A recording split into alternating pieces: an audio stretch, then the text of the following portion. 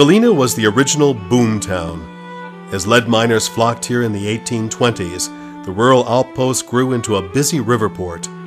By the 1830s, Galena's population of 1,000 far surpassed Chicago's 100 citizens. Civic elders believed their thriving port would soon become the Midwest's leading city. By 1845, over 80% of the nation's lead moved through Galena, most of it on huge steamboats for the journey to St. Louis and beyond. Galena, at the head of the Fever River, was closer to the mines and smelters than any other river port. By using shrewd business practices, Galena's merchants monopolized the trade on the upper Mississippi River. Their control extended well beyond lead. Alliances with St. Louis interests and majority control of the largest steamboat line on the upper Mississippi River made Galena a wealthy town. Retail and wholesale activity thrived. Lead had become just one part of a large, complex commercial center. As Galena's star rose, accumulated wealth was transformed into elegant mansions and substantial commercial buildings.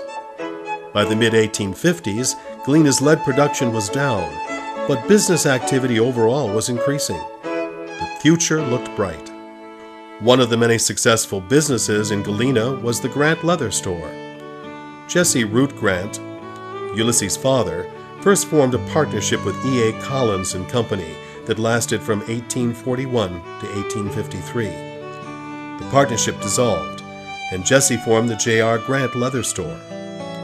Just 1 year before the Civil War began, former Army Captain Ulysses S. Grant arrived in Galena to work at the leather store with his two brothers. Simpson, the older of the two, suffered from tuberculosis, and the store needed an extra man. Brother Orville, who knew the business, was Ulysses' boss, even though he was 13 years younger. Ulysses spent considerable time away from the store, traveling through the Northwest during the winter of 1860-61, serving customers in Wisconsin, Minnesota, and Iowa. From 1858 to 64, a portion of the business was moved to the Coatsworth Building, presently known as 122 South Main. The building is recognizable for its unique cream-colored Milwaukee bricks, very different than the orangey Galena brick. After Ulysses left for the war from 1864 to 1866, Orville Grant formed a partnership with Charles Perkins, resulting in the Grant and Perkins Leather Store.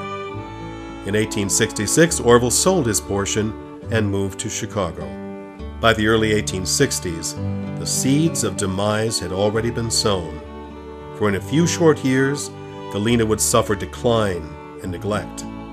The building stayed, but the businesses did not. What happened? Today we can identify 6 major reasons. The Galena River was never well suited to navigation. Mining and agricultural activities caused the river to become narrower and shallower over time. Periodic efforts at dredging the river were ineffective and expensive. With the coming of the Illinois Central Railroad in 1854, Galena no longer had a captive market. Suddenly, any town on the line could handle trade and traffic that formerly had to go through Galena. While prices fluctuated, the output of lead from the district declined. The better deposits had been worked. Production was becoming more expensive. Competition from the Missouri mines and importation from England kept prices uncertain. A nationwide depression that hurt many towns almost crippled Galena. The assessed valuation for the city dropped by more than 75% in just a decade. The war disrupted Galena's existing trade patterns. Largely tied to the Mississippi River and north-south trade routes, Galena's wholesale trade was isolated with the blockade of the river. Chicago and the railroads, with their strong east-west trade patterns, picked up the slack. Too much faith in the status quo and increasing polarization between Republicans and Democrats led to a weakened city government. Leadership and direction were not adequate for addressing the problems confronting the city. As the years passed, Galena recovered somewhat, but it was no longer the busy regional trade center that it had once been. Building activity slowed. Few structures were torn down. People simply made do. By the 1950s, Galena's downtown was filled with rundown taverns, diners, and boarded-up buildings. Then, In the 1960s and 70s, Chicago area artists began seeing potential in the fine lines and handcrafted detail of Galena's Main Street storefronts. Slowly, the artists transformed the Federal-style buildings into art galleries and studios and antique shops. Large mansions, no longer affordable as single-family homes, were converted into charming B&Bs. The City Fathers wisely enacted strict historic preservation guidelines. Today, 85% of Galena is a National Historic District.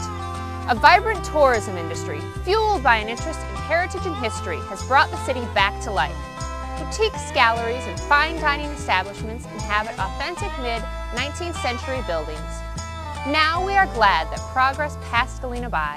Because of a twist of fate, an architectural treasure has come down to us, ready, with a little polishing, to be as valuable to us as to those who built it.